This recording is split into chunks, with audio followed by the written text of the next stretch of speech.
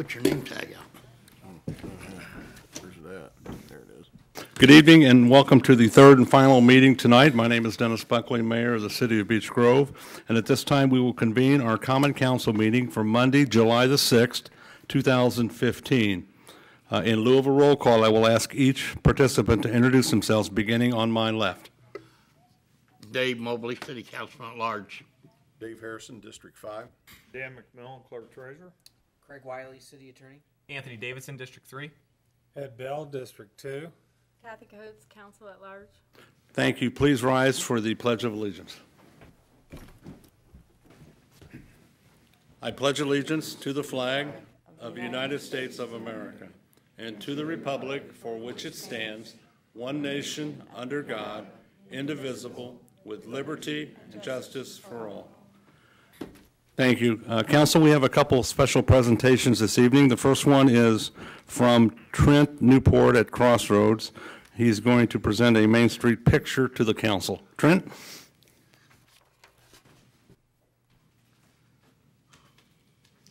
Thank you, Mayor. Trent Newport with Crossroad Engineers. Good evening, everybody. Good evening. It's been a while since we completed the Main Street project, but we typically, as you've seen back on the wall behind you, we have a thing that we do on projects that we're involved in for communities where we have them flown. We try to wait till we have a good time when grass is up or the trees are turned. This was actually flown in the fall of last year. The project was substantially completed in 2013, as you know. But we've obviously been through some rain events since then, and I think everything's been performing well, especially compared to what we used to see. I know it was a very long project, took a long time, so maybe it makes sense that it took me a long time to get the photo done. But so I apologize for the delay, but we brought that to present to you. Hopefully you can find a good place for it here at City Hall. We really appreciate being involved in the design and the management of the construction, and we hope to continue that relationship in Beech Grove, especially since our offices are here in Beech Grove. Thank you very much. On behalf of the council, I'll go ahead and accept this. All right. Thank you, Trent. You want to draw out the green light? Oh, sure. Thank you. Also, just a quick announcement. We are working on a project through the RDC to gain support and try to gain some funding for the Greenway Trail project. That's the project that was started several years ago. We're trying to reinitiate that project and get some funding for it. The next opportunity for funding call is this fall through the MPO. And so you put an application through that. Part of that is that you need to get a very detailed cost estimate, and also it helps in the competition to gain public support. So we plan to have some meetings. The first one that we're going to have is at a regular scheduled RDC meeting. We're actually going to have an open house prior to the meeting start. I think the meeting starts at 7. This will be the August 20th meeting, so their regular August meeting. We'll have an open house maybe at like 6 o'clock to have some boards up, have some areas where we can just answer questions from folks about the project, and then we'll do a presentation when the meeting starts at 7 and take any public questions as well. But we're trying to I've already presented to the RDC on a couple occasions about the project. I've been to the school board and gained their support on the project. We're planning to go to at least, contact one of the HOAs, see if we can at least get them here on the 20th with a good representation, or do a different meeting for them. So, it obviously touches a lot of properties in communities within Beech Grove, touches some of the school properties as well. It's a very expansive project. It goes all the way from Emerson and goes southwesterly and then westerly, then northwesterly, all the way up to Sarah Bolton Park. And obviously, I know there are hopes that it can even expand beyond that. But that's the scope that we're looking for to try to get funding for right now. Thank you very much. All right. Thanks, Trent. Thank you. I would like to introduce Mary Atkins from Wessler Engineering, and we have a guest here from IDEM to talk about, briefly talk about the Clean Community Challenge that we are going through right now. Council? Mary, welcome. Thank you. Yes, I was going to Well, I'll introduce Jessica in case she wants to say anything. She's with IDEM, and she heads up the Clean Community Challenge, which I'm going to kind of give you a quick summary. But if you have any questions, she's here to help answer those as well. So the Clean Community Challenge, I think some of you may have heard about it already. We talked at one of the chamber meetings, and I think the mayor's been talking about it a little bit. We've gotten a group together and started to work towards applying for this Clean Community Challenge.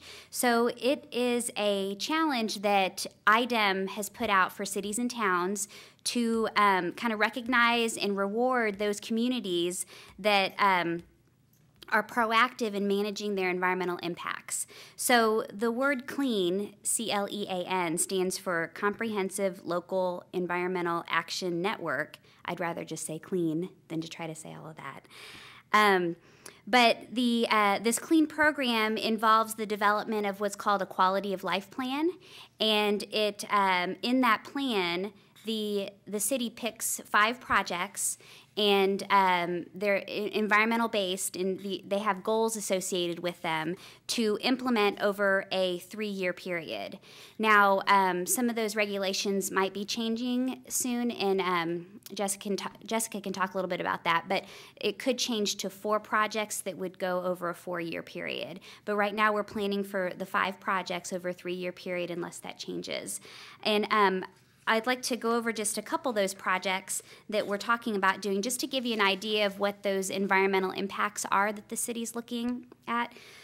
So everyone realizes that the city's going to start recycling, the curbside recycling soon. And so one of the environmental goals would be to increase the recycling, increase the participation through education. So getting a big education campaign out there, trying to get the residents to recycle more, and then to try to track that over time, because the goal is to reduce the amount of material that's going to the landfill or to the incinerator, and then increase the amount that's being recycled. So that's the environmental impact that we're trying to achieve.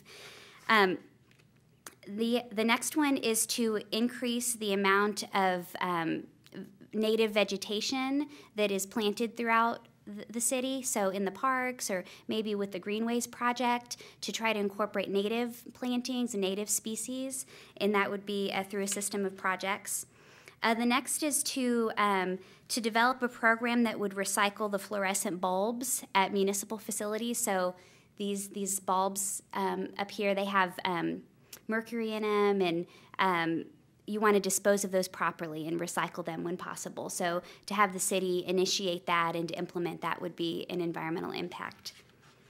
The next is to collect expired and unwanted medications from the community. So this would involve the police department, where the citizens can bring their medications and they would be collected and disposed of properly rather than sending them to the landfill or flushing them down the toilet. Those are not the best way to get rid of those medications.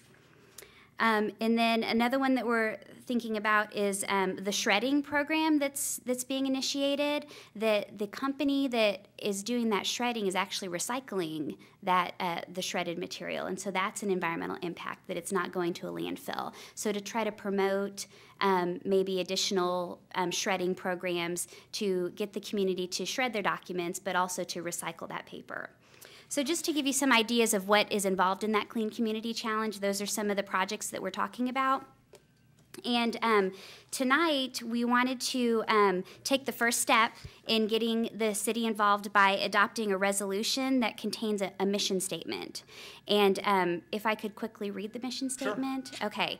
It's really brief, just a short paragraph. It says, the City of Beech Grove is committed to preserving and protecting the beauty of its community through continual environmental improvements, compliance with requirements, making voluntary commitments, and pollution prevention.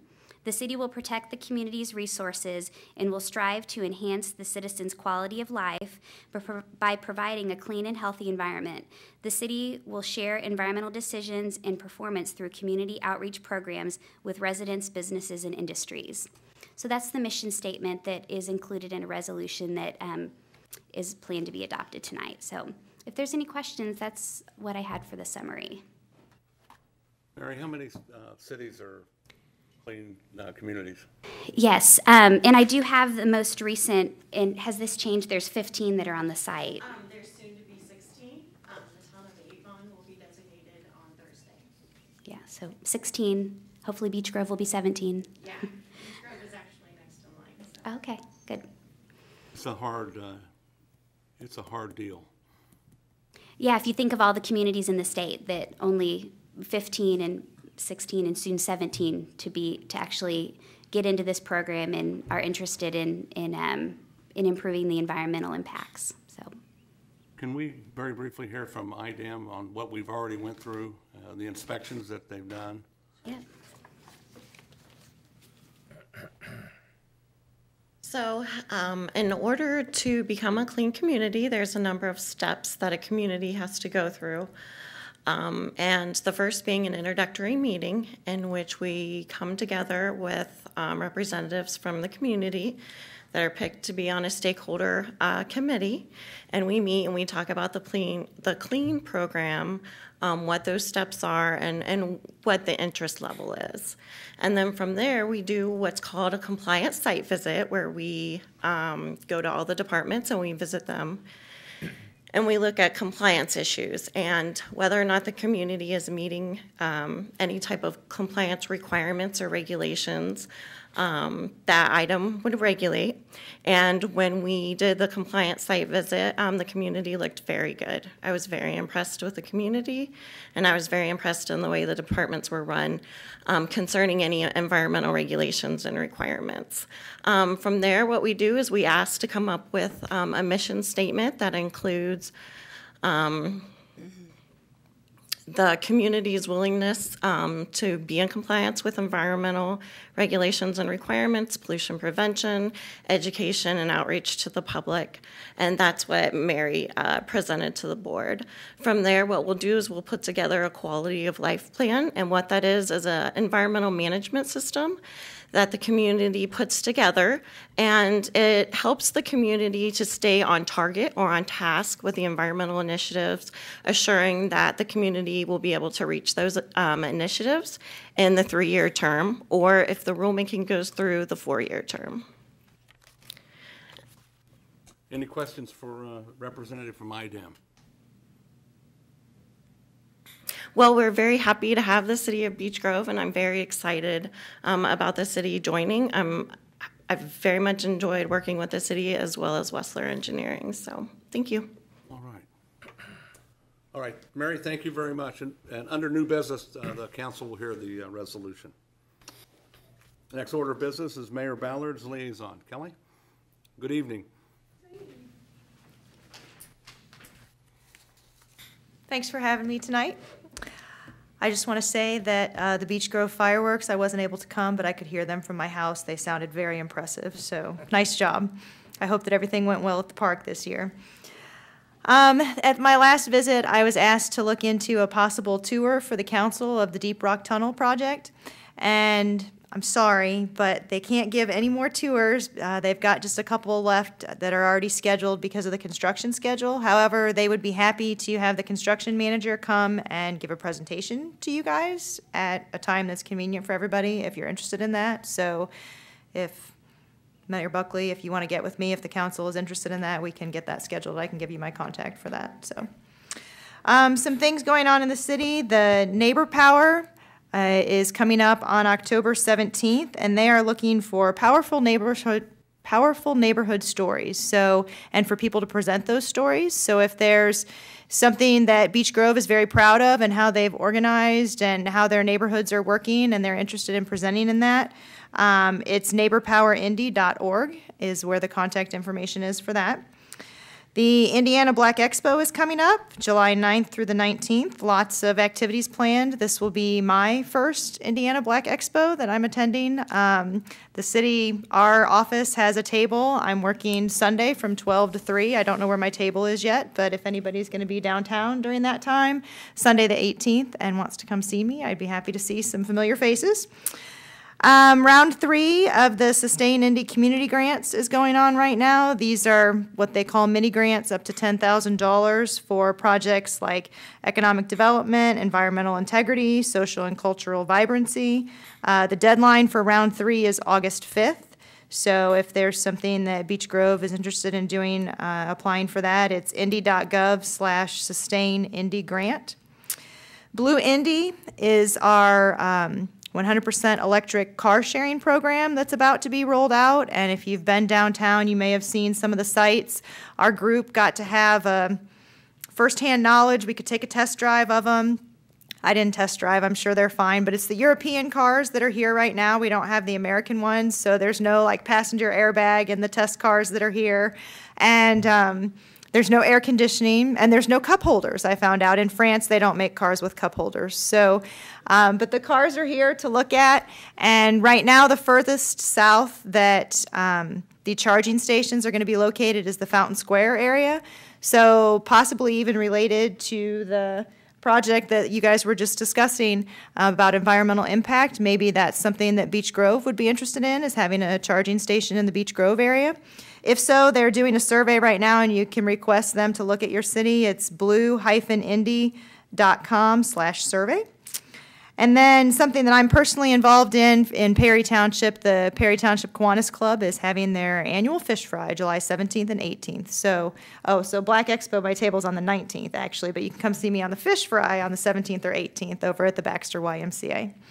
That's all I had for you guys tonight. Do you have anything for me? Questions for Kelly? Thank you. Thank you. It's good to see you. Thank you so much.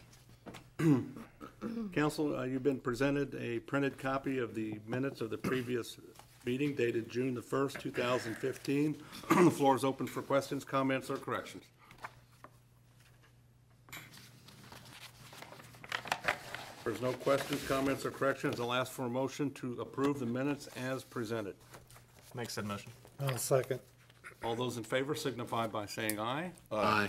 Those opposed, the same sign. Thank you. Public comments, council? Yeah, nobody signed up. One person signed up and they're gonna speak on the particular ordinance, so nobody tonight. Is there anyone who did not sign up who now wishes to speak? Okay. Move on to committee reports. I don't believe we have anything from the Greenscape Commission or the Redevelopment Commission. Public Safety Committee?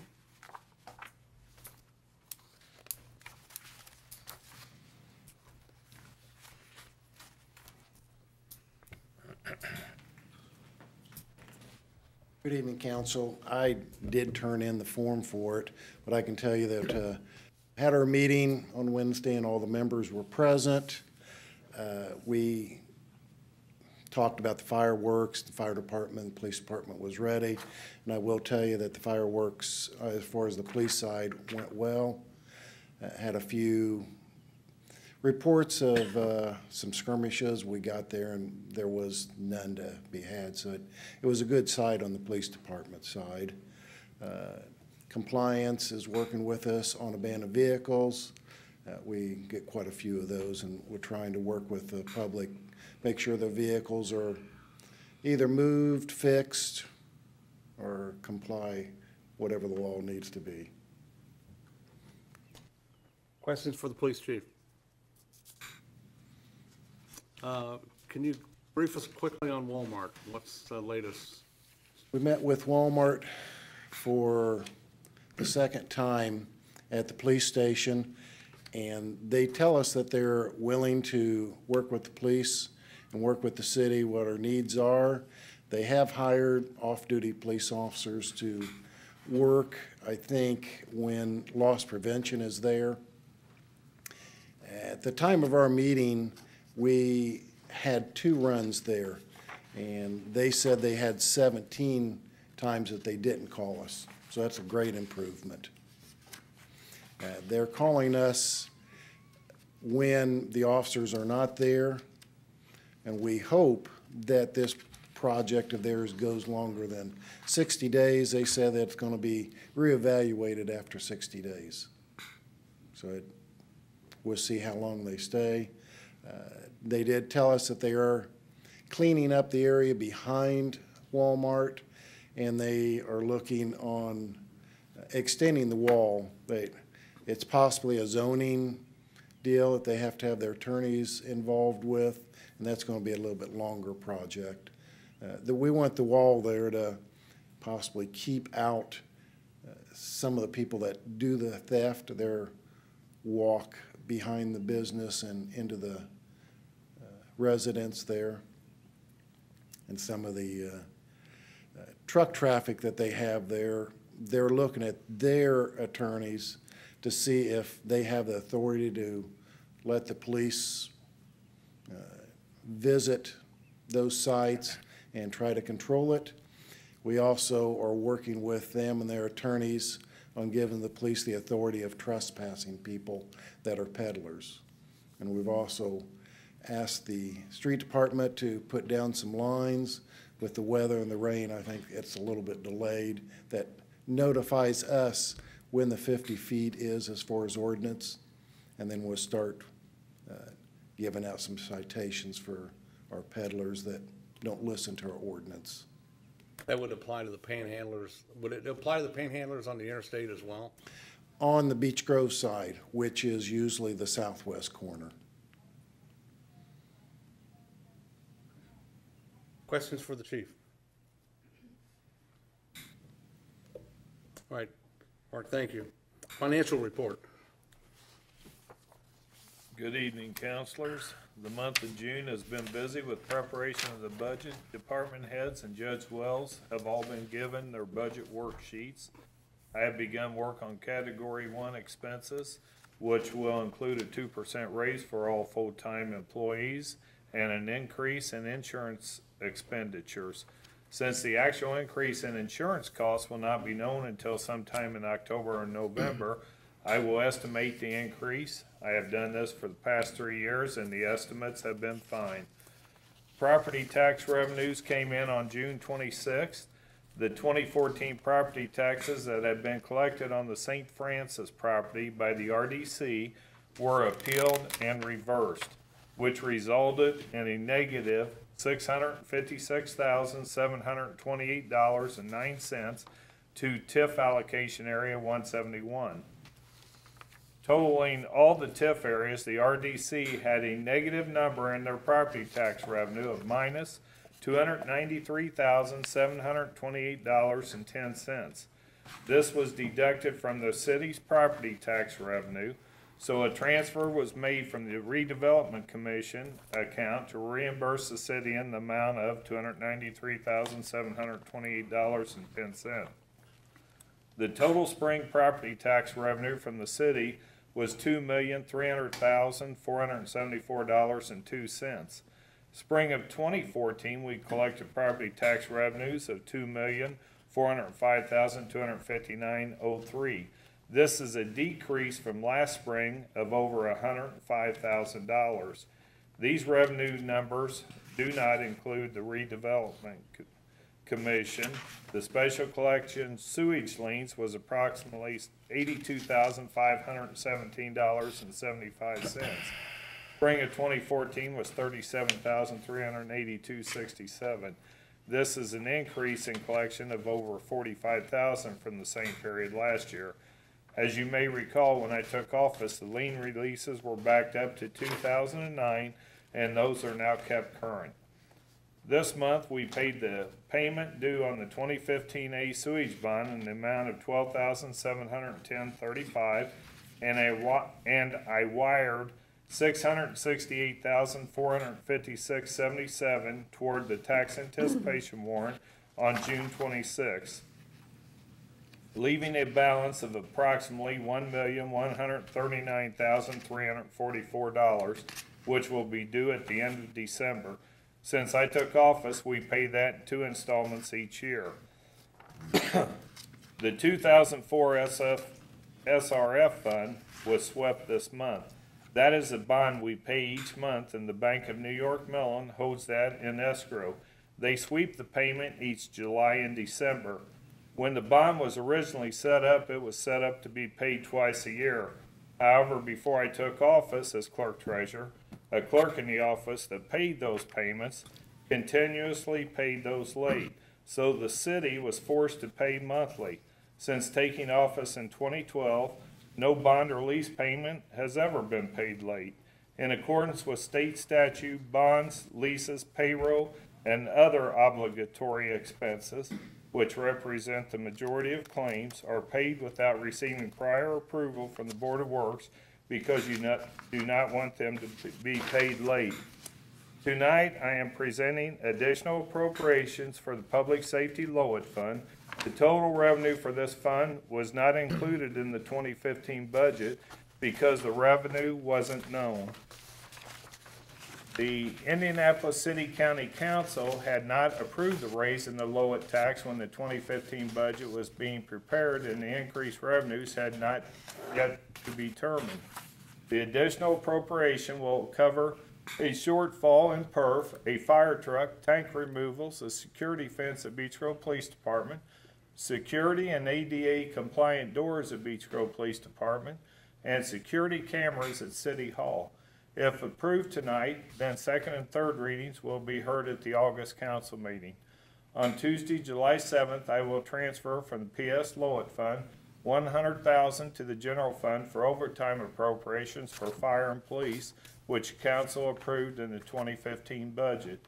The city website continues to grow and is a great asset to the citizens. Community events can be added free of charge by emailing me at dan.mcmillan@beechgrove.com. Thanks to the website volunteers who continue to keep it updated at no cost to the taxpayers. Financial reports, debt service, bank balances, and more can be found on the city website at www.beechgrove.com. The bank balances are listed below and are also on the city's website. As always, if you have any questions, my door is always open. Thank you. Respectfully submitted, Dan McMillan, Clerk Treasurer. Questions or comments for the clerk? Not, thank you. The last one is Compliance Division. Derek.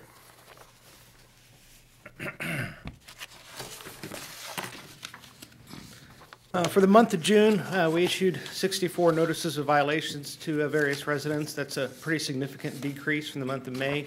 A couple reasons for that. A lot of our residents got a notice in May and have worked to clean up their properties, and as a result, we're seeing a nicer looking city. A lot of these 64 that were issued were cases where they have received a second violation for the same thing. I would say roughly half of addresses given a violation. This is their second to the same year for not mowing grass. We did issue a significant number of tickets, a lot more than I normally do last month. 13 were issued. Most of those were holdovers from May, where they hadn't mowed their grass all year. We issued the citation and then had a city contractor go out and mow the grass at the owner's expense. As a result, you don't see very many 3-foot tall yards around the city anymore. Beyond that, things have been pretty much business as usual. In that number of 13 tickets issued, 2 of them were issued to a contractor who we found was operating without a permit, a City of Beech Grove license, bonding, or insurance. They refused to get bonding or insurance or a permit, and we actually found that their insurance had been revoked in April. As a result, it was putting a homeowner at risk since they had someone working on their home who wasn't even insured. So we did issue tickets to them, which is, to my knowledge, a first. Also worked with locating vacant homes in the city and making a nice consolidated list, which is now shared real time with the police and fire departments via Google Sheet. So they can look and see which homes are vacant. That includes for rent or for sale homes, and where applicable, it also shows the emergency contact information for the person in charge of that home. So if something could happen overnight, they could look that up and give them a call and let them know of a problem. That's about it for tonight. Any questions from the council? Questions for compliance? Thank you. That completes committee reports. We'll move to unfinished business carried over from the previous meeting. General Ordinance Number 9, 2015 is up for third and final reading, and at this time I'll ask for a motion to waive the rules to read by title only. Make that motion. Second. All those in favor signify by saying aye. Aye. Now I ask this time, and ask the clerk to read the ordinance by title only. General ordinance number 9/2015 is an ordinance that amends Article 5, Section 4 of the City of Beech Grove Personnel Manual concerning the Public Employees Retirement Fund. Thank you. General ordinance number 9, 2015 is up for third and final reading this evening. I'll ask for a motion to approve. Make said motion. I'll second. All those in favor signify by saying aye. Aye. Those opposed, the same sign. Please register your vote.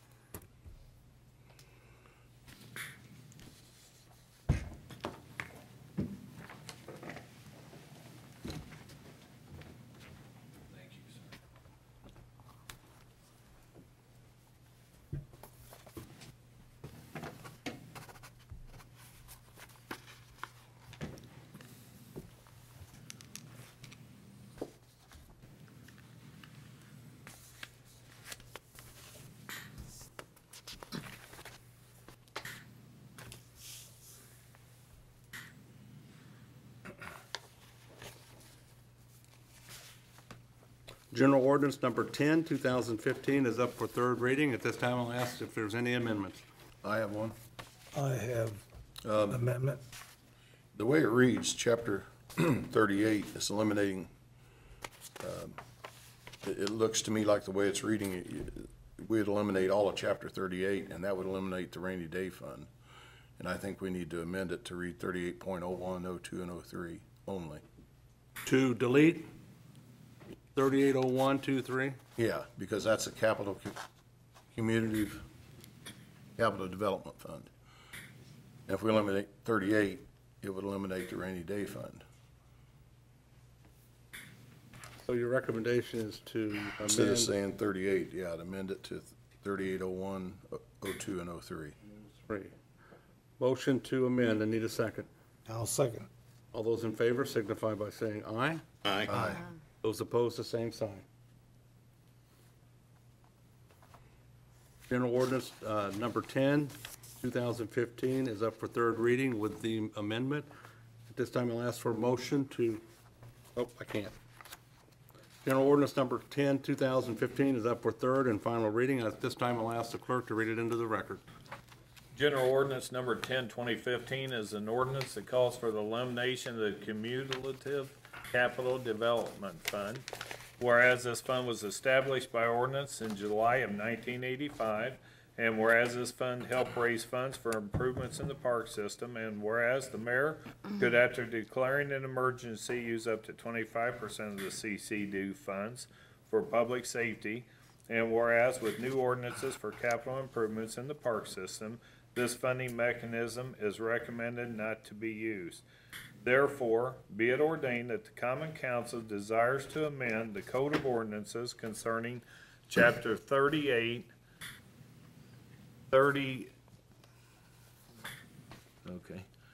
to delete Chapter 38.01, 38.02, and 38.03.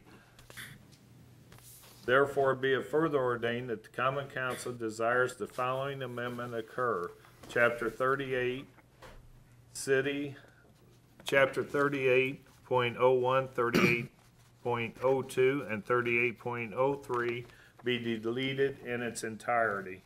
Now, therefore, be it ordained that the Common Council desires to amend Chapter 38.01, 38.02, and 38.03 of the Code of Ordinances for the City of Beech Grove. Now, therefore, be it further ordained that this ordinance only applies to Chapter 38, 38.01, 38.02, and 38.03 of the Code of Ordinances for the City of Beech Grove, and no other ordinance. Now, therefore, be it further ordained that this ordinance shall go into effect on January 1st, 2016, after passage by the Common Council, signed by the Council President Pro Tem, and attested by the Clerk Treasurer and signed by the Mayor. Questions or comments from board members or council members? I just want to be clear on this.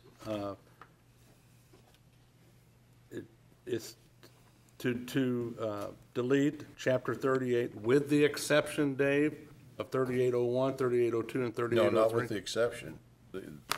3801 and 02 and 03 is the Community Capital Development Fund. Okay, so those are the ones that should be deleted? Yeah. Correct. Okay, then it was read correctly. All right. Yeah. All right. Yeah. This time I'll ask for a motion to approve General Ordinance Number 10, 2015 on third reading.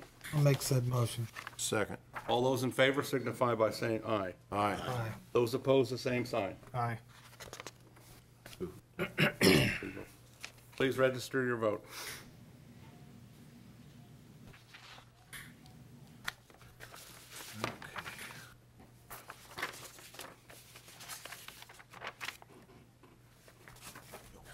Yeah, I got it.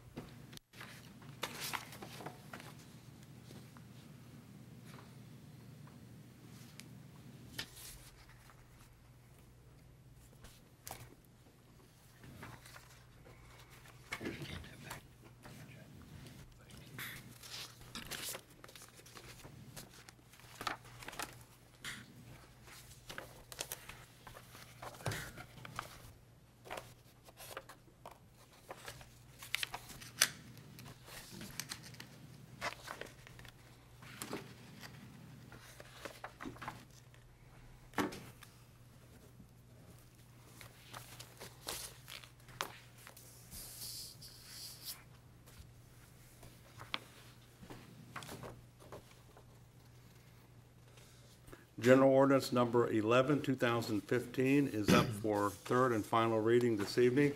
This time I'll ask for a motion to waive the rules and read by title only. I'll make said motion. I'll second it. All those in favor signify by saying aye. Aye. This time I'll ask the clerk to read General Ordinance Number 11, 2015 by title only. General Ordinance Number 11, 2015 is an ordinance that amends Article 4, Extra Duty Compensation of the City of Beech Grove Personnel Manual concerning compensatory time. Thank you. General Ordinance Number 11, 2015 is up for third and final reading. At this time, I'll ask for a motion to approve. I'll make said motion. Second. All those in favor signify by saying aye. Aye. Those opposed, the same sign. Please register your vote.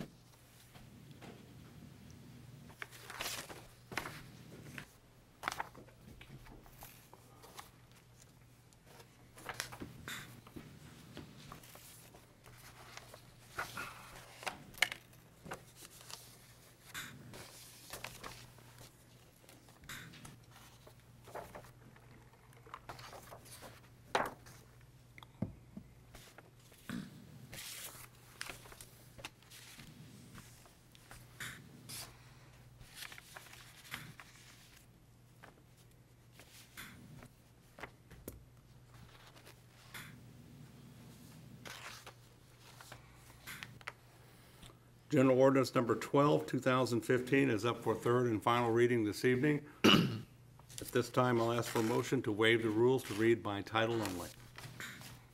I'll make said motion. I'll second. All those in favor signify by saying aye. Aye. Those opposed, the same sign. I'll ask the clerk to read General Ordinance Number 12 by title only, please. General Ordinance Number 12, 2015 is an ordinance that amends Chapter 98 of the Code of Ordinances for the City of Beech Grove. Thank you. General Ordinance Number 12, 2015 is up for third and final reading this evening. This time, I'll ask for a motion to approve. I'll make said motion. Second it. All those in favor signify by saying aye. Aye. Those opposed, the same sign. Aye. Please register your vote.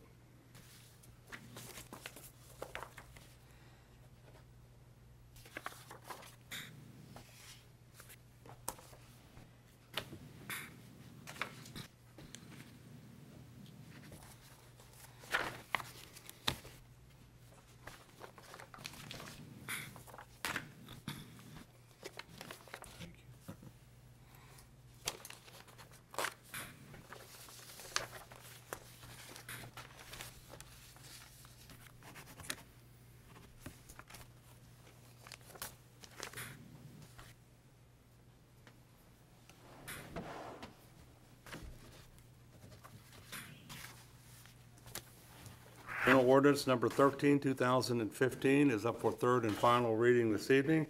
At this time, I'll ask the clerk to read the ordinance into the record, please. General Ordinance number 13, 2015 is an ordinance that amends Chapter 130 of the Code of Ordinances for the City of Beech Grove. Whereas on March 2nd, 2015, the Common Council passed General Ordinance number 28, 2014. Whereas General Ordinance number 28, 2014 took effect May 2nd, 2015. And whereas certain notice provisions in the current version of the General Ordinance number 28, 2014 are not practical. Now, therefore, be it ordained that the Common Council desires to amend Chapter 130 of the Code of Ordinances for the City of Beech Grove. Now, therefore, be it further ordained that the Common Council desires that the following amendment be added to Chapter 130 of the Code of Ordinance. Amend as follows. Title 8, General Offenses. Chapter 130.10, Illustrative Enumeration. Number 16, any business that requires more than 10 police runs in a calendar month to respond to a report of theft for a value of less than $50. The notice provisions in Chapter 130.03 and 130.05 shall not apply. Upon receiving one police run in a calendar month under this section, the owner of the business and its local management shall be sent a notice either by personnel service or certified mail advising that an investigation has commenced. Now, therefore, be it ordained that the Common Council desires to amend Chapter 130 of the Code of Ordinances for the City of Beech Grove. Now, therefore, be it further ordained that this ordinance only applies to the above-mentioned chapter of the Code of Ordinances. Now, therefore, be it further ordained that this ordinance shall go into effect 60 days after passage by the Common Council, signed by the Council President Pro Tem, attested by the Clerk Treasurer, and signed by the Mayor. Thank you. Need a motion to approve General Ordinance number 13, 2015 on third and final reading. I'll make said motion. Second.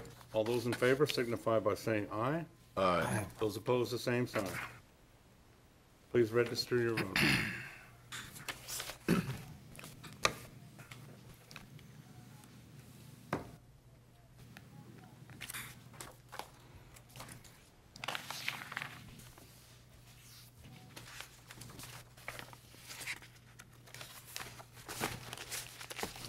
I think while they're finalizing the signatures, can you, Council, could you talk about the phone call you got from California concerning what we just passed? Yeah, I received a phone call from the Sacramento DA's office today from one of their attorneys who she happened to Google us, and Google the problem, which was Motel 6.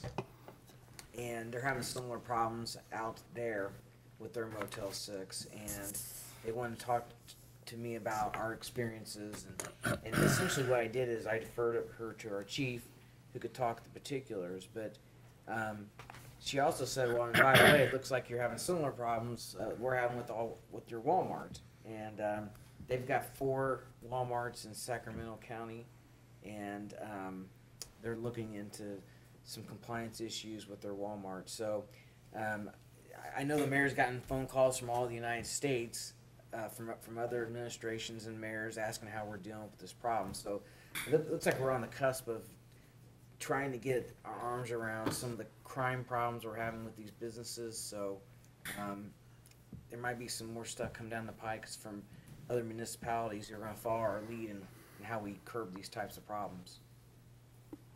I just thought that was interesting. So, all right, thanks, Craig. Under new business, this evening, resolution number 6, 2015, concerning the Clean Community Challenge. I'll ask the clerk to read it into the record, please. Resolution number 6, 2015 is a resolution that approves the mayor's comprehensive local environmental action network, CLEAN, mission statement, which is as follows. Mission statement: the City of Beech Grove is committed to preserving and protecting the beauty of its community through continual environmental improvements, compliance with requirements, making voluntary commitments, and pollution prevention. The city will protect the community's resources and will strive to enhance the citizens' quality of life by providing a clean and healthy environment. The city will share environmental decisions and performance through community outreach programs with residents and industries.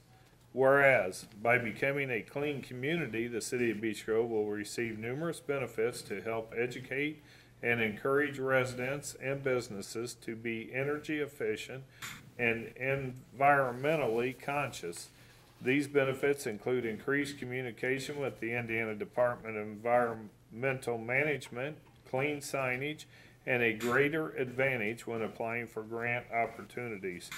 Now be it resolved that this resolution will go into effect immediately after approval by the Common Council, signed by the Council President Pro Tem, attested by the Clerk Treasurer, and signed by the Mayor. Thank you, Dan. Floor is open for questions or comments. No questions or comments. I'll ask for a motion to approve Resolution Number 6, 2015. I'll make said motion. Second. All those in favor signify by saying aye. Aye. Those opposed, the same sign. Please register your vote.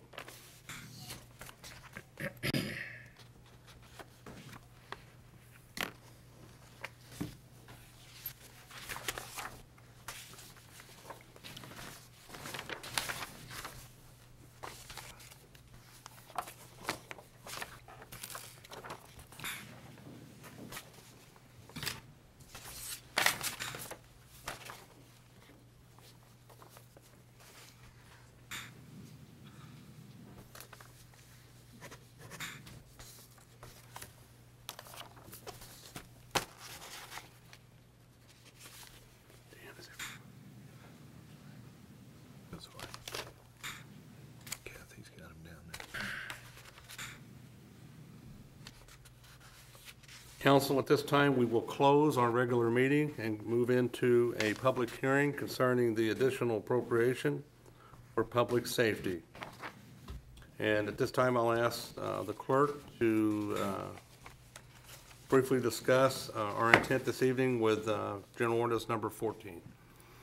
Okay, on General Ordinance Number 14, what we're actually asking for is, number one, a fire engine for $399,000, gasoline and diesel fuel tank removal, $29,000, security fence at the police station, $27,500, security and ADA doors for the police department lobby, $11,778, police perf, $16,667, fire perf, $16,652, city hall cameras, $1,812.90 for a total of $502,319.90.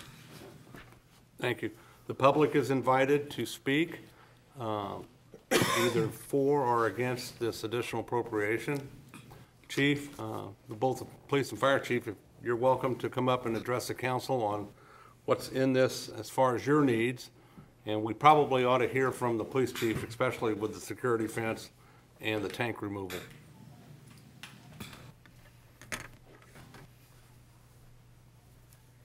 Council, first I'll address the fencing. It will go behind the building, run by the fire station, and secure our back lot. There's been many times when I worked late shift that we would bring a prisoner to our station and we go around to the back of the building to take them inside for processing. And there has been many times that we would be met there by family and our friends that really didn't like their person being taken in. A lot of times when we transport, there's only one officer doing transport. And we assume that our fight would be over or conflict would be over when we remove that person. But there are times when family and our friends meet us in the back of the building with one officer, which really creates a threat to that officer. And sometimes he would either have to leave and go to another location until officers could arrive to help him because of the amount of threat that was being displayed. So I really would appreciate the fence for our officers' safety. And we have people that drive through the back of the building at all times of the day, and we don't know why they're doing that. And as the nation's risk threat goes up, I think the back of our building needs to be more secure. That's a big item. And as far as the front of the building, we have one door that goes into our main police station. I think that door was back in 1972. Really didn't need that secured a door. You could break out a window and reach in and turn the doorknob as it is now. I'd like to have that door upgraded to a bullet-resistant door to make our building and our people that are inside feel and should be more secure. As far as the main front lobby, a person that is handicapped, it makes it harder for them to come into our building now. If they are on a walker or a wheelchair, somebody would have to assist them inside. And if we can get the ADA door, they could push a button and doors would open for them and entrance would be made a lot easier for them. How about the tanks?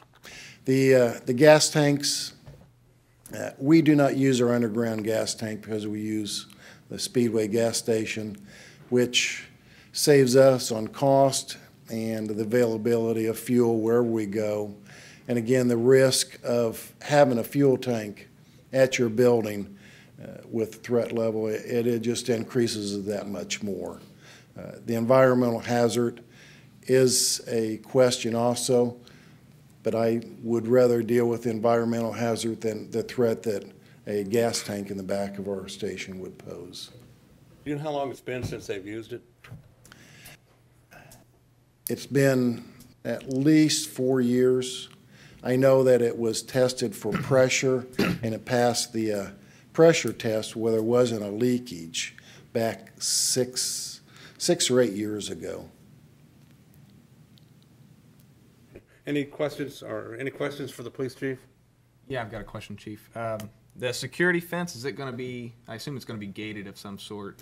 There will be a gate in front and there will be two drive-through gates, one in front and one in back, and then there will be a walk-through gate between the police and fire station. Both will be all three will be some kind of electric gate. Thank you. That was my question. It just makes sense. It really bothered me, the one with the gang issue. Yes. That was scary, very, very scary. That could have been a disaster for us. You're right. Yes, it could have been. One other thing, Chief, do you have any more comments? Because I want to go to the City Hall. No. Dan, you want to talk about City Hall very briefly?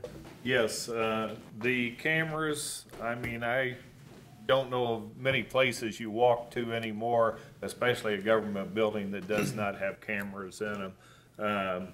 It's for the employees' protection, number one. Number two, there will be outside and in the front and the back. Then there will be 2 cameras inside that will do both locations where we take in monies.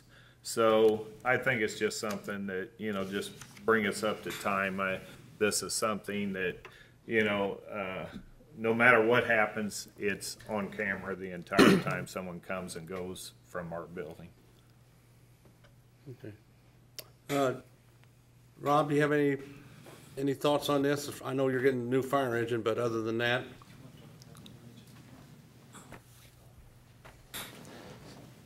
Mayor and Council, thank you. Just real briefly, on the ambulance, when we started this process this year, we put out for a specification bid for new ambulance. The price that we received was extremely high. We looked at ways for cost-cutting savings for the city, and at that point we decided to remount our 2000 Horton ambulance with a new chassis. So that specification is out. At the next Board of Works meeting, we should have bid packets back to open up. We anticipate saving a significant amount of money from purchasing a new vehicle by going to chassis remount on that ambulance. Chief Pierce has been working on our fire engine bid, and I'd like for Chief to come up real quick and brief the council on how that bid process is going and what it will do for the city. Good evening, Council. As the chief said, we awarded a bid to Smeal Incorporated out of Snyder, Nebraska for a new fire engine, and I have a group of committee members that will be going out tomorrow to do a pre-construction meeting with the manufacturer. And basically what that is they took the spec that we approved and they've given it to their engineers, and their engineers have now pick through it, and they'll look to make sure there's no discrepancy or problems with the build. With that, we'll be slated into a building slot, and we should see the truck right around the first of the year. This is going to replace the engine at Station 57, which is the station over on Churchman. That's a 15, will be a 16-year-old piece of apparatus that we're going to be replacing.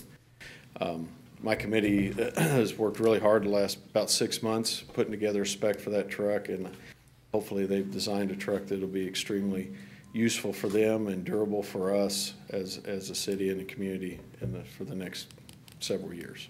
So that's kind of where we're at with that. If you have any questions, I can try to answer them for you. Where does that put us in the pecking order as far as, we were way behind, I know that personally, but where are we at now with this, when we get this new truck? As far as rotation of apparatus, we are right now on that particular truck, we're about 6 years behind having it out of frontline service.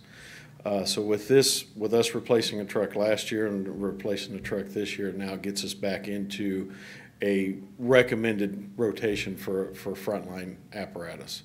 And for engines, it's recommended about every 10 years.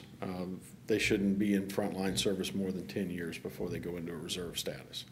So that particular truck, we are about 6 years behind. Well, I commend everybody sitting up here, because this is the second fire engine that the city's bought in 4 years, which is excellent. Yes, yes, we greatly appreciate it as well, and thank all these members for helping us get these projects done. It's and I think greatly appreciated. I'm gonna go back when we did the bond issue. I remember what Councilor Harrison said. Maybe we should buy two. Remember that, Dave? Yeah. Mm-hmm. Can't disagree with you, Counselor. I wish we could have. Because it was needed. Yes. So, Rob, one more thing on the fuel tanks. Can you talk about how this affects you as well? Yes. Currently, we have an above ground storage tank at Station 57 on Churchman Avenue. By having that tank removed, it's going to help us out by not having the responsibility of that above ground storage tank anymore outside the station. What we plan to do, we will be taking our apparatus to fill up at DPW as central location. It'll streamline operations for the city, be very convenient. We'll still keep Speedway as an option, obviously, for the medics when they're out on the road. Worst case scenario, we'll have it as a backup, which is excellent for city. So we're looking forward to get that out from behind the station. For the council's information, that all of the tanks will be removed from city property, so we won't have any more environmental risk. And the only tank that we will have will be out at DPW, and it will be a new above-ground tank. So we'll be in a much better position as a city environmentally to protect against a spill or a leak. So this is good. Any questions for any of the chiefs? Thanks, Rob. Thank you. Is anybody in the audience would like to speak before we close the hearing? If not, we'll close the public hearing and move to General Ordinance number 14, 2015, and introduce it on first reading. I'll ask the clerk to read it into the record. Additional appropriation ordinance number 14, 2015. Whereas it has been determined that it is now necessary to appropriate more money than was originally appropriated in the annual budget, now therefore, Section 1, be it ordained by the Beech Grove City Council of Beech Grove Civil City, Marion County, that for the expenses of the taxing unit The following additional sums of money are hereby appropriated out of the funds named and for the purpose specified, subject to the laws governing the same. Fund name, Public Safety Lowit, PS Lowit. Personal Services, $33,229 is the amount requested. And we're asking that the fiscal body approve $33,229 out of personal services. Capital outlays, $469,091, the amount requested. Amount that we're asking the fiscal body to approve is $469,091. Total for PS Lowit Fund, $502,320. The amount requested, amount approved by the fiscal body will be $502,320. This will be approved on the July 3rd if it goes through the 3 reads. Floor is open for questions or comments. If there's no questions or comments, I'll ask for a motion to approve the additional appropriation ordinance number 14, 2015 on first reading only. I'll make that motion. I'll second. All those in favor signify by saying aye. Aye. Those opposed, the same sign. We will hear this ordinance, council, on second and third reading at the August meeting. Thank you. General ordinance number 14, 2015 is up for first reading only. And at this time, I'll ask the clerk to read the ordinance into the record, please. General ordinance number 15, 2015 is an ordinance that amends Article 1 of the City of Beech Grove Personnel Manual pursuant to employee classification. Whereas certain employees assume executive positions and become reclassified to become ineligible for certain benefits. Whereas full-time employees are eligible for all benefits offered as part of an employment opportunity with the City of Beech Grove. Whereas all employees must have a clear understanding of what is afforded to them from a payroll and benefit standpoint, and whereas the current City of Beech Grove Personnel Manual is outdated and needs updated. Now therefore be it ordained that the Common Council desires to amend Article 1 of the Personnel Manual for the City of Beech Grove pursuant to employee classifications. Now therefore be it further ordained that the Common Council desires the following amendment be added to the City of Beech Grove Personnel Manual. Article 1, Employee Classification. Delete sections 1, 2, 3, and 4 and subsection A, B, C, D, E, F, G, H, section 5 in its entirety and replace with the following. Section 1, exempt employees. Employees classified as executive, administrative, and or professional capacities are to be considered as exempt employees. Exempt employees are not subject to overtime compensation. The following departmental classifications shall be defined as exempt employees. Police Department, Chief of Police, Deputy Chief, Fire Department, Fire Chief, Operations Chief, Department of Public Works, Director, Street Commissioner, Parks Department, Parks Director, Senior Services, Director and Assistant Director. Section 2, non-exempt employees. Full-time employees who do not meet the exempt criteria shall be classified as non-exempt employees. All non-exempt employees shall be compensated according to their appropriate job classification. Section 3, full-time employees. All non-exempt employees working more than 35 hours continuously per week shall be classified as permanent full-time employees. Full-time exempt, non-exempt employees shall be entitled to full benefits available. Section 4, part-time employees. Part-time employees shall not work more than 29 hours per week. Part-time employees are not eligible for overtime compensation. Subsection A, vacations. Full-time employees are eligible for vacation benefits. Part-time, seasonal, contractual employees and elected officials are not eligible for vacation benefits. Subsection B, seniority. Full-time employees are eligible for annual payment of $100 per every completed year of employment worked. Employees who leave employment and are hired back shall start as a new employee. Part-time employees, seasonal employees, contractual employees, and elected officials are not eligible for this benefit. Subsection C, workman's compensation. Full-time employees, part-time employees, and elected officials performing under the representation of the City of Beech Grove in their official capacity shall be insured against expenses which result from injury or illness directly related to either employment or affiliation with the City of Beech Grove. Contractual employees are not covered under the workman's compensation policy. Subsection D.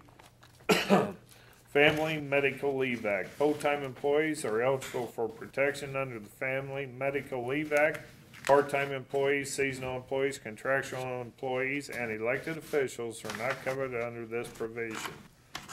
Subsection E, grievance procedure. Part-time and seasonal employees shall have at their disposal the use of the grievance procedure process that is in place for full-time employees. Contractual employees cannot utilize the grievance procedures. Subsection F, insurance. Full-time employees are eligible for health, dental, and life insurance. Part-time employees, contractual employees, seasonal employees, and elected officials are not eligible for this benefit. Exception, the following elected officials are eligible for this benefit: mayor, clerk treasurer, and city judge. Subsection G, pension benefit. Full-time employees are eligible to participate in the Indiana Public Retirement System. Part-time employees, seasonal employees, contractual employees, and elected officials are not eligible for this benefit. Exception, elected positions of mayor, clerk treasurer, and city judge are eligible to participate in the Indiana Public Retirement System. Subsection H, holiday pay. If the normal workday falls on an established holiday, full-time employees shall be paid for regular hours worked unless the full-time employee calls in sick. Part-time employees, seasonal employees, contractual employees, and elected officials are not eligible for holiday compensation. Please reference General Ordinance Number 8, 2013 for further information concerning holiday pay benefits. Subsection I, attendance record. All full-time exempt and non-exempt employees, part-time employees, seasonal employees shall maintain an attendance record. Each respective department head is responsible to ensure that attendance is taken on a daily basis. Such records shall be made available upon request for public inspection. Elected positions of mayor, clerk treasurer, and city judge are not required to maintain any type of attendance record. Section 5, special program employees. All employees who gain employment with the City of Beech Grove via a federal, state, or county program designed to provide emergency or short-term full-time employment shall be entitled only insurance benefits afforded to full-time employees. Shall such employee receive full-time employment with the City of Beech Grove, the seniority date of such employee shall be the first day of employment after such employee has left the grant program. At that time, such employee shall be entitled to all benefits afforded to full-time employees. Section 6, overtime. All non-exempt full-time employees are eligible for overtime compensation. Prior to working any overtime, non-exempt employees must receive approval from the respective department head. Payment for overtime hours worked shall be paid at the earliest available payroll period or when the most recent Fair Labor Standards Act 28-day period concludes. Section 7, lunch and breaks. The respective department head shall ensure that all employees receive lunch and scheduled breaks during the workday. It shall be up to the respective department head to determine a lunch and break schedule for their respective employees. Now therefore be it ordained that the Common Council desires to amend Article 1 of the City of Beech Grove Personnel Manual. Now therefore be it further ordained that this ordinance only applies to the above article of the City of Beech Grove Personnel Manual. Now therefore be it further ordained that this ordinance shall go into effect immediately after passage by the Common Council, signed by the Council President Pro Tem, attested by the Clerk Treasurer, and signed by the Mayor.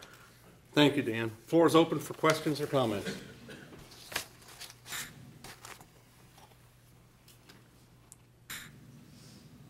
If not, there's no questions or comments. I'll ask for a motion to approve General Ordinance number 15, 2015 on first reading only. I'll make said motion. Second. All those in favor signify by saying aye. Aye. Aye. Those opposed, the same sign. We will hear it on second reading only at the August 3rd meeting. Thank you, council.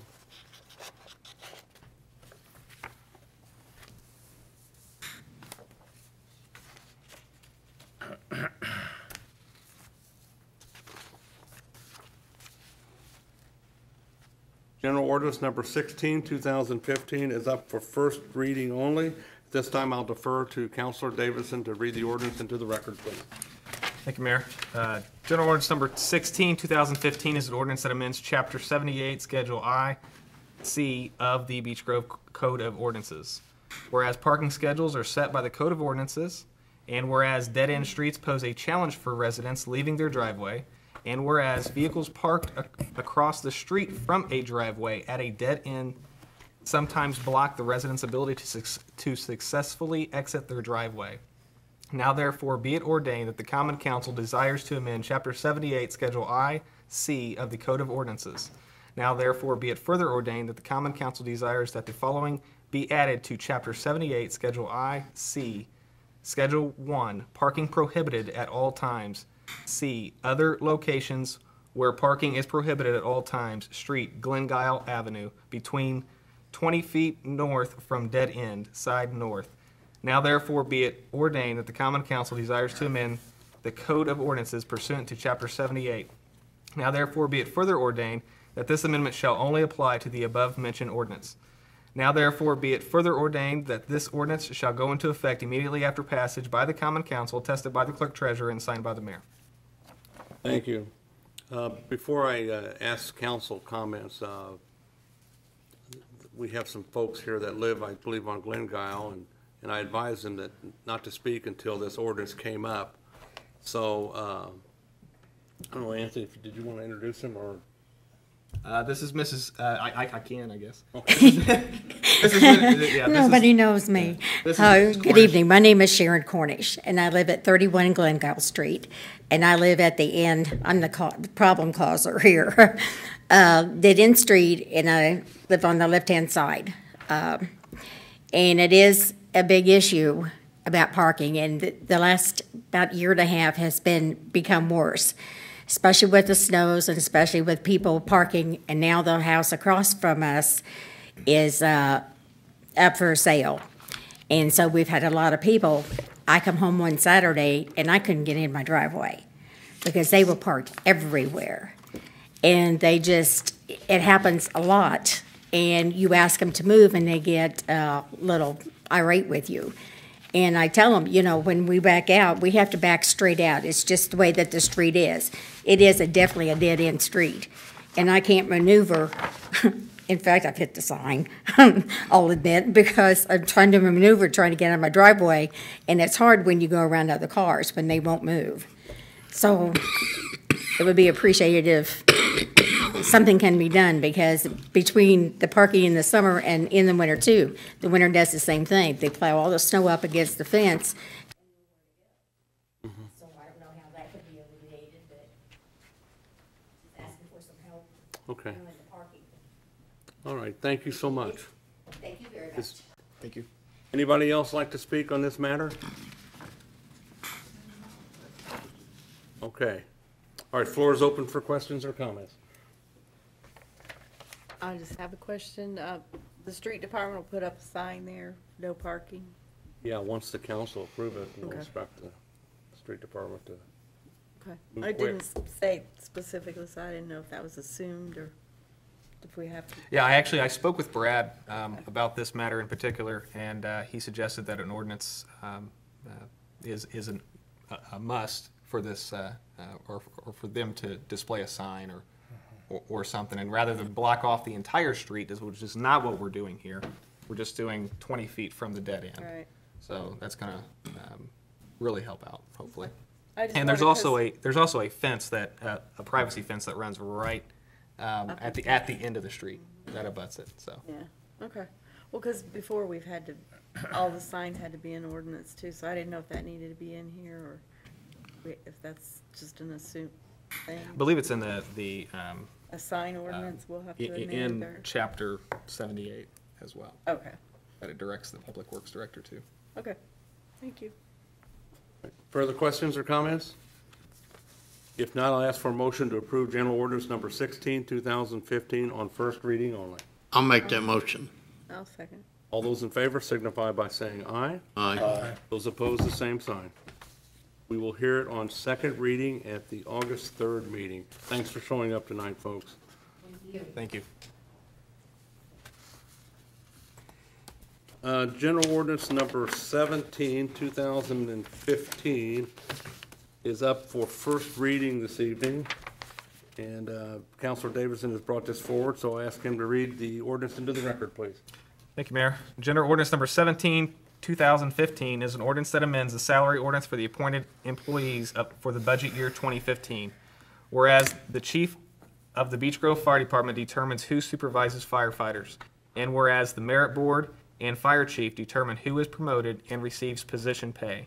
Now therefore be it ordained that the Common Council desires to amend the salary ordinance for 2015. Now therefore be it further ordained that the Common Council desires that the following be amended into the salary ordinance for 2015.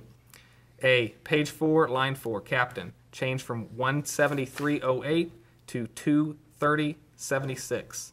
B, page 4, line 7, engineer, change from 38.46 to $76.92. Now therefore be it ordained that this amendment shall only apply to the above-mentioned ordinance. Now therefore be it further ordained that this ordinance shall go into effect immediately after passage by the Common Council, tested by the Clerk Treasurer, and signed by the Mayor. All right. Thank you, Counselor. Chief or representative of the Fire Department?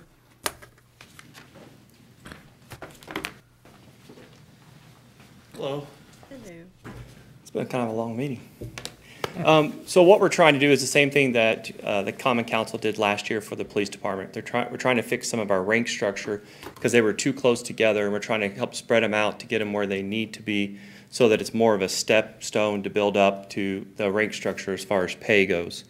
It is $57.68 more for a captain per pay, and it's $38.50 more for a chauffeur per pay.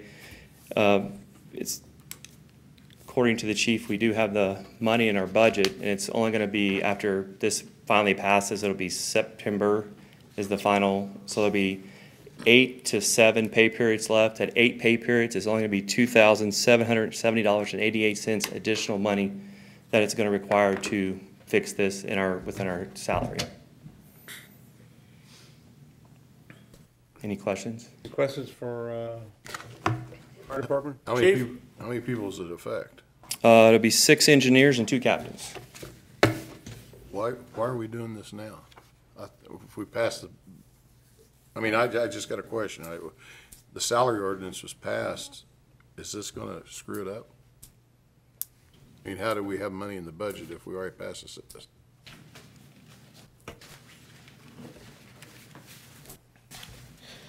Dave, this is some of the changes we want to do to have an effect for 2016. We wanted to have these in, I believe the union was working on those back in April when the police did their salary amendments also.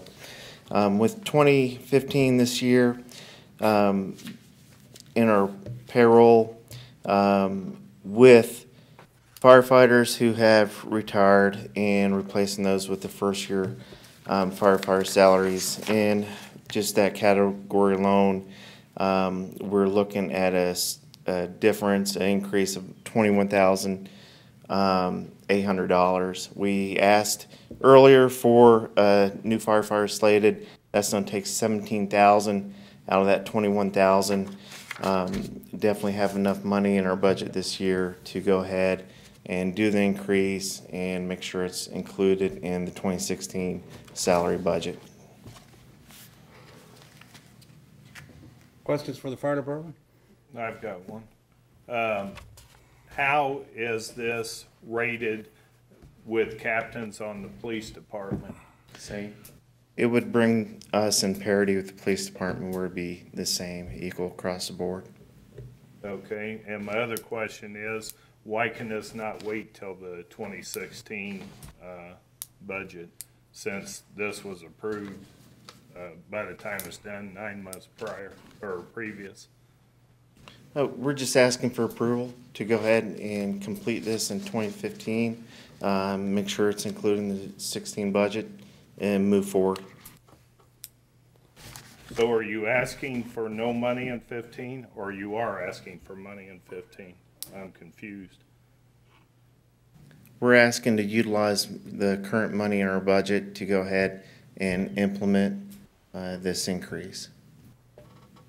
What is the engineer, that equivalent to sergeant on the police? Yes. Yeah, it is. Any further questions from for the chief? I would just like to comment. I think that, AJ, I think you were up here, what, a year and a half, maybe even 2 years ago, advising us of this whenever the, Yes. I can't remember the exact day. Right after you guys approved it for the police department, I advised you of it, and I didn't get any answers. So I went away from that and worked on getting this into the salary ordinance last year, and a little bit we tried, we were told we have no money, we were trying to fix it, so what we decided was that we would go ahead and include it in our contracts, the Board of Works approved in December, after the budget had already been approved, and that we would wait until April at least to see how our budget was going, because we had an overtime problem last year, and to make sure our budget and our finances were in check. It's July 6th, so we even waited even longer to make sure our budget was where it's supposed to be, and the way it's going to work out, it's actually not going to affect our budget that much at all, since we waited to get it implemented in place. The only problem, what if you have an overtime budget? There's still 6 months left in this year. I mean, if you have an overtime problem. You've been staffing it on this. Yeah, we've been very diligent in the fire department staffing this year and trying to decrease our overtime money that we have spent. I think we've kept our overtime in check this year, and we're right on line. I don't anticipate any significant deficits in our overtime. We should maintain what we have. I would just like to comment too. I think that we definitely owe it to these guys to do this. It's something that should have been done at the same time that we did our police. And because of the constant budget threats that we've had over the past 2 years and not having enough in it, which is why I believe that we didn't do this over the budget process, because we agreed to it in our budget committee. But it's funny, a lot of things that we agreed to in our budget committee somehow got it just disappeared, and somebody just made their own budget.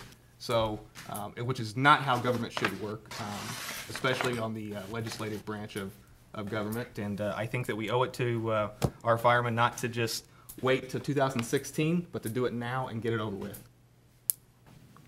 Well, I take exception to the threats on the budget, and we were definitely in financial trouble when I came into this office. The first year, almost every council meeting, I said, I hope we're able to make payroll. And we've turned that around, and we now have, and I won't call it a surplus, but the city's in the best financial shape with giving every department in this city more than they've ever got, as far as I can remember.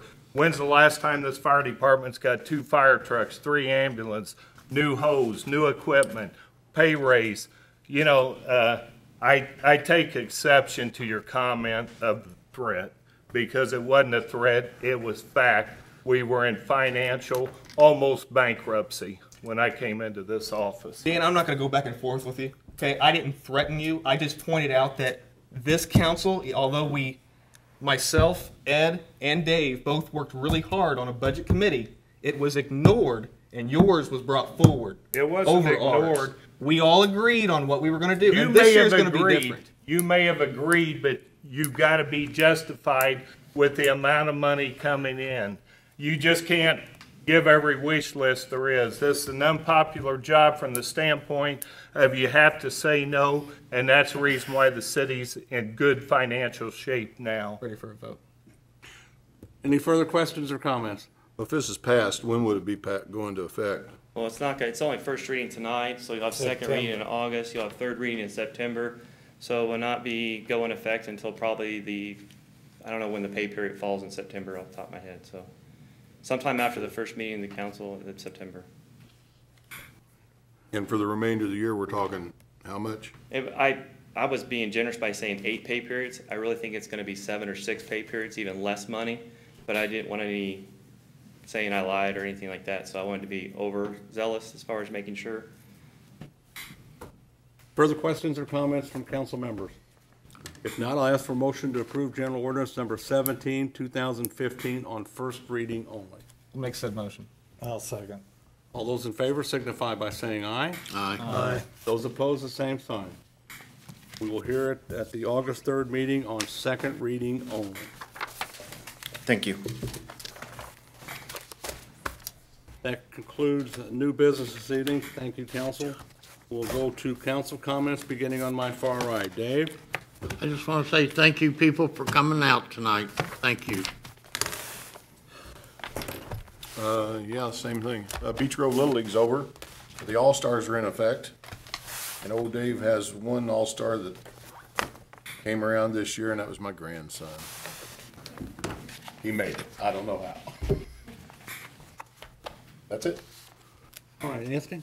I'd just like to thank everyone that showed up from Glen Guile, and I apologize that it took so long to get something done over there, but definitely glad to see it in front of the council, and good to see progress over there. And I'd like to thank our fire department for showing up in support of the last ordinance as well. Thank you.